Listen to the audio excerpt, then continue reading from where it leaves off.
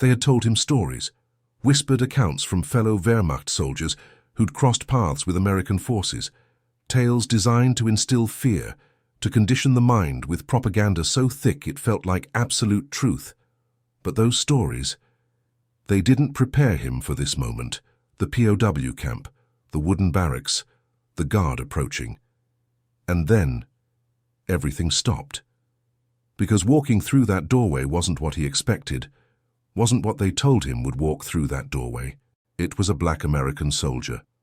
And in that single instant, decades of racial conditioning, military indoctrination, and carefully constructed fear came crashing against an encounter with something that shattered every assumption he'd been fed. The room went silent, not because of danger, but because of contradiction, because what he was seeing didn't match what he'd been told to believe. This is the story of that moment, of a German prisoner of war who'd only known propaganda about American forces, about the supposed racial divisions tearing the United States apart. But standing before him was an American soldier, representing something the Nazi regime never wanted him to understand. Stay with me, because what happened in that encounter reveals something far deeper about belief systems, about the power of personal truth over propaganda, and about how a single moment can unravel everything a person thought they knew about their enemy. Before we dive into the raw, unfiltered truth of what this German prisoner experienced when that American soldier walked through the door, I need something from you. Where are you watching this right now? Are you in New York? Maybe you're on the West Coast. Could be somewhere in the Midwest or the South, or perhaps somewhere completely different I'd never expect. Drop your location down in the comments section, because I genuinely want to know who's watching this story and where you're tuned in from. And while you're down there commenting, hit that like button if this confrontation between propaganda and reality is hitting different. Show the algorithm that you want more raw military history content, more stories that challenge everything you thought you understood. If you haven't subscribed to this channel yet, what exactly are you waiting for? We're constantly dropping incredible narratives, stories about American soldiers in extreme circumstances, stories about the moment belief systems collide with truth, stories that are going to absolutely wreck your mind.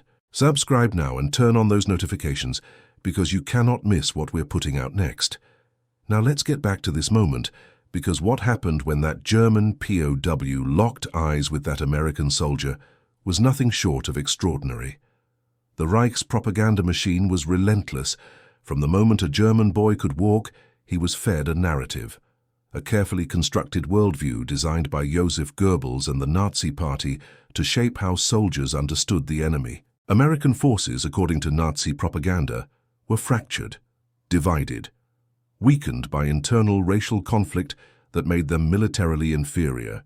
Wehrmacht officers would emphasize this point during briefings. They'd explain that American units were segregated, that black soldiers were treated as second class, that the racial divisions within the American military would inevitably lead to strategic incompetence. These weren't casual conversations. This was institutional indoctrination. Every propaganda leaflet, every speech from commanders, every radio broadcast repeated the same message. American forces were not a unified fighting force. They were a collection of conflicting groups that could never achieve the coordination necessary to defeat the German army. For a young German soldier captured somewhere in 1944 or 1945, this narrative wasn't opinion. It was presented as fact, as military intelligence, as strategic reality.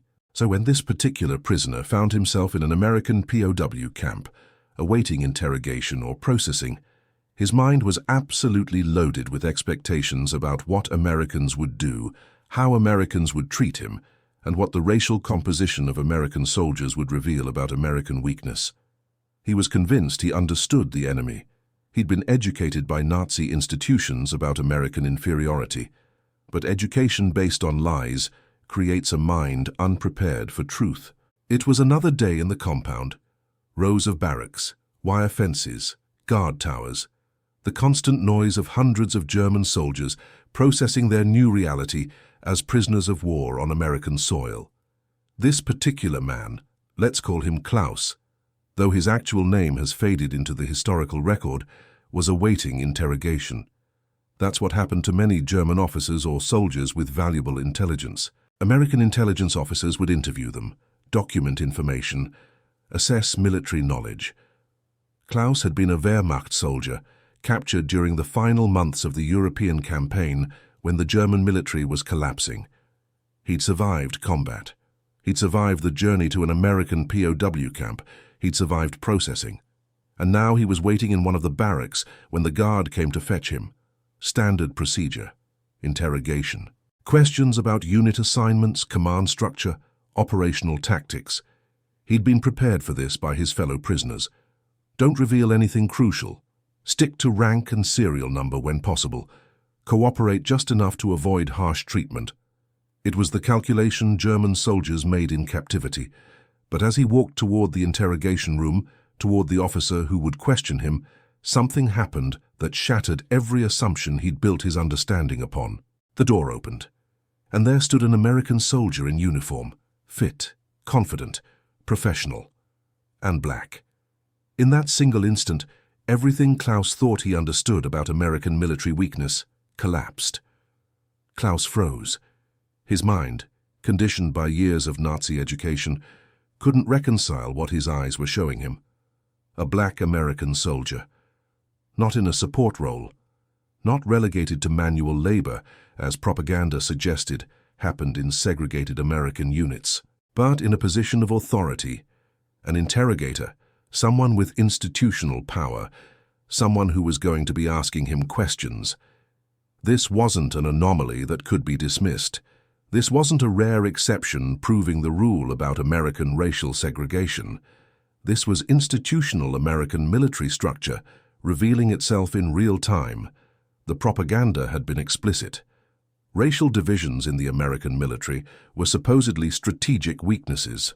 Black American soldiers were supposedly treated as inferiors, unable to serve in combat roles or positions requiring intelligence and responsibility. Yet here stood a contradiction made flesh.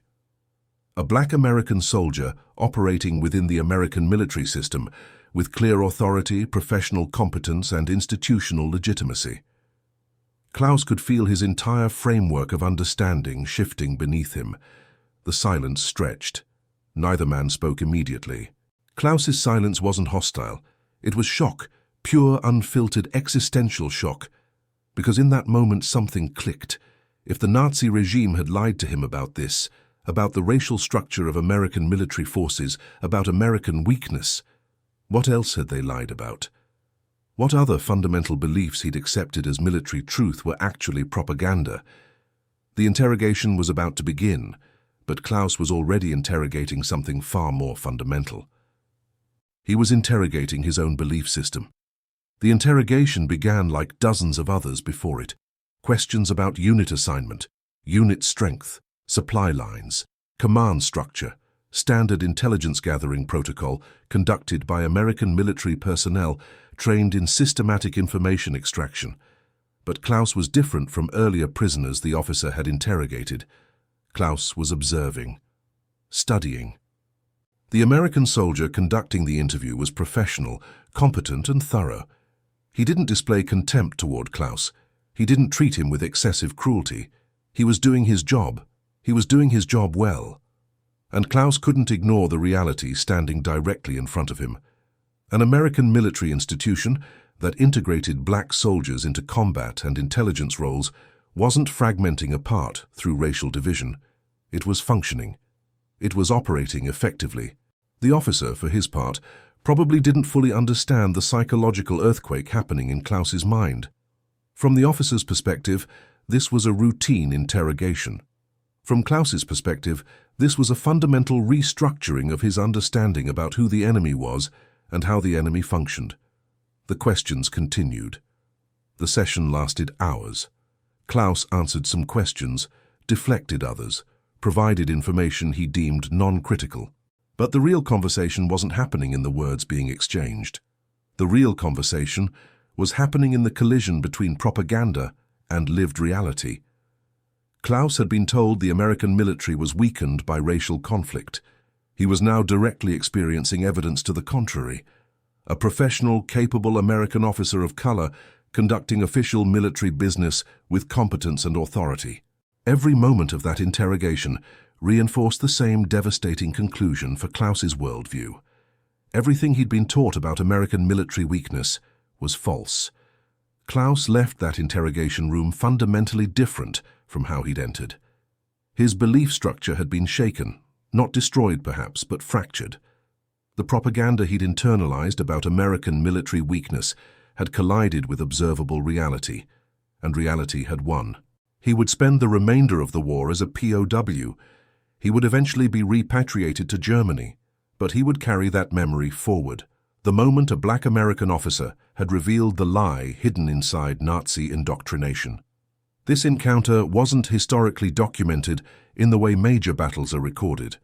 No official reports emphasized this specific psychological moment, but it happened across POW camps throughout 1944 and 1945. German prisoners encountering American military realities that contradicted everything they'd been taught. Some prisoners clung to old beliefs despite contrary evidence. Cognitive dissonance can drive people deeper into false certainties, but others, like Klaus, experienced a crack in their worldview, and through that crack could enter doubt, could enter the possibility that if they'd been lied to about American military composition, they'd been lied to about the war itself. They'd been lied to about the righteousness of Nazi ideology. The encounter between a German prisoner and a black American soldier represents something far deeper than a simple moment of military routine. It represents the collision between a totalitarian propaganda system and the lived reality of a pluralistic military society. It represents the moment when a young soldier realized that his entire education about the enemy had been constructed deception, and it demonstrates that sometimes the most powerful weapon against propaganda isn't more propaganda. It's the simple, undeniable reality of a person standing in front of you, proving through their existence that everything you were told to believe was false. This is what happens when propaganda meets reality. When a closed belief system encounters evidence it can't explain away. The German soldier who walked into that interrogation room with absolute certainty about American weakness walked out with absolute uncertainty about everything he'd been taught. And that doubt, that crack in the foundation of Nazi indoctrination, might have been one of the most devastating weapons against totalitarianism. Not bombs, not bullets, but the simple, overwhelming reality of a human being proving that everything a system tried to make you believe was a lie.